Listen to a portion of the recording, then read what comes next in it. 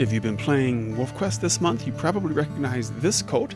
This is based on Luna, one of the ambassador wolves of the International Wolf Center, and we added it with the Slough Creek episode a couple weeks ago. Whoop! There's my mate photobombing my devblog video here.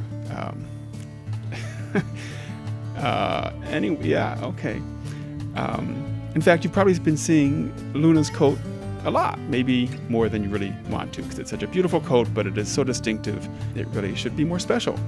And so over the past few weeks, we've done some tweaking to the rules that choose and assign coats to dispersal wolves. But it hasn't been enough because basically there aren't enough of these kind of pure true black coats for our dispersals to have one of their own. So we get duplicates. So finally, to deal with this issue better, yesterday I went in and made some variations of the existing coats. So in public beta right now, and to be released very soon here in the next patch, are 5 new coats. Here's one. So these are all variations on existing coats. This is a variation on the basic black coat. It doesn't have any brown in it, and it's just darker and got some other tweaks to make it a little bit more distinctive. And they're not available for you to choose for your own wolf. They're only assigned to dispersal wolves who you might meet and choose to be your mate. And they're also available for pups. If you choose to have them grow up and become a playable wolf, some of those pups will get some of these coats too. And so that is the one way that you could eventually play with one of these coats on your wolf. Here's another one that's a little more mix and match with kind of a chocolate nose stripe.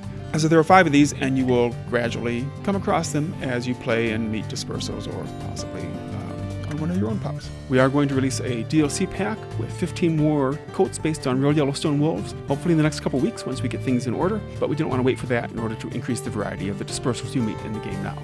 So I just wanted to mention that, but the main topic for today's devblog is about place names. Now, the Slough Creek map is pretty big, and it's a little more wildernessy, and there aren't as many kind of established spots, place names, as there are in Amethyst.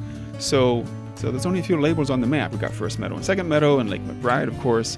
The creek flowing down into Lake McBride, I just call that McBride Creek, and then I named this spot up here Grassy Plateau, and then kind of ran out of steam and coming up with names for others. So now that the game's been out for a few weeks, I'd like to see if anybody out there has ideas for place names. So if you've got a nice spot that you like and you have got a nice idea for what we might call it, I think it's good to have more place names on the map just for reference sake, and especially once we get multiplayer out there for players to communicate with each other. And we do want to recognize that the history of naming places does have a dark edge to it, with colonizers and people coming into a place that's already inhabited and has perfectly good place names, and the new arrivals decide to give them new names.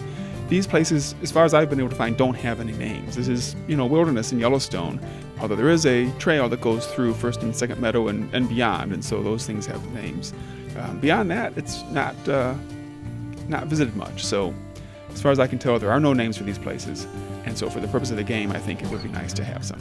So I don't have a lot of rules about place names. I do think they should be generally descriptive of the place. There are lots of names you can come up with named after people or cool Tolkieneque kinds of names. I don't think those are really suitable for Yellowstone.